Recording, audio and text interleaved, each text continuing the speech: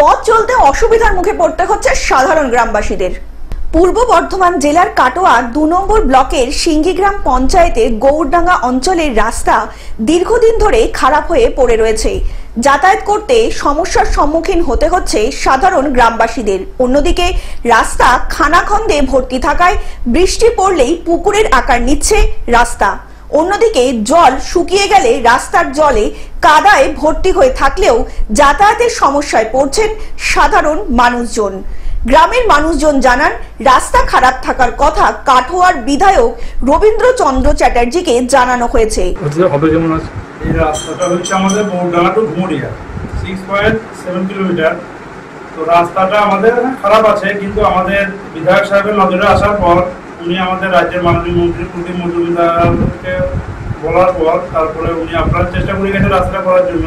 খুব তাড়াতাড়ি রাস্তাটার কাজ শুরু হবে। এখন হয়তো এই চাষের সময়, চাষের মরশুম, সবই তো জলে ডুবে গিয়েছে ধান এখানকার মানুষের। তো যেটুকুই আছে এখনো পর্যন্ত সেইটা এখন রাস্তা দিয়ে বইছে, চলে একবার গরু গাড়ি মুচি গাড়ি নিয়ে যাচ্ছে।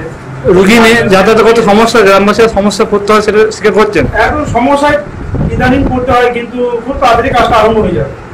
তো অতি বৃষ্টির জন্য রাস্তাটা আরো খারাপ হয়ে গেল। আমাদের বিধায়ক সাহেব রাস্তাটা নজরে আসার পর উনি দায়িত্ব নিয়েছেন। তারপরে জেলা থেকে এসেছিল লোক, এসআরডি থেকে এসেছিল, ওনারা মাপজোক করে গিয়েছেন। রাস্তা সহ রাস্তার দুই সাইডে নিকাশি নামার ব্যবস্থা হয়ে যাবে। অপরদিকে বুধবার সিঙ্গি অঞ্চলের তৃণমূল কংগ্রেসের সভাপতি তথা পঞ্চায়েত সমিতির জনস্বাস্থ্য ও পরিবেশ কর্মাধ্যক্ষ শেখ আনোয়ার হোসেন জানান, খুব শিগগিরই রাস্তা সংস্কারের কাজ শুরু হবে, রাস্তা তৈরি করা হবে। আগামী দিনে এলাকাবাসী ভালো রাস্তা পেতে চলেছে। নতুন রাস্তায় যানবাহন চলাচলেরও সুবিধা হবে বলে জানান কাটোয়ার বিধায়ক। রাস্তা তো আমাদের দীর্ঘদিনের সমস্যা। এই রাস্তা দিয়ে ধরুন মোটামুটি 10টা গ্রামের লোক যাওয়া আসা করে, স্কুল আছে, স্বাস্থ্যকেন্দ্র আছে, মানে গাড়ি ঘোড়া চলে। রাস্তার হাল খুবই খারাপ। তাই মোটামুটি আমরা জেলা সভাপতিকে, মানে আমাদের এমএলএ স্যার জানিয়েছিলাম। তা উনি সব খোঁজ খবর নিয়েছেন এবং উনি যা ব্যবস্থা করে করেছেন। আমাদের এই কদিন আগে এসআরডি থেকে এসেছিল লোক, উনি পাঠিয়েছিলেন। ওরা সব এস্টিমেট করে নিয়ে গিয়েছে। 1 মাসের মধ্যে টেন্ডার হয়ে কাজ শুরু হবে।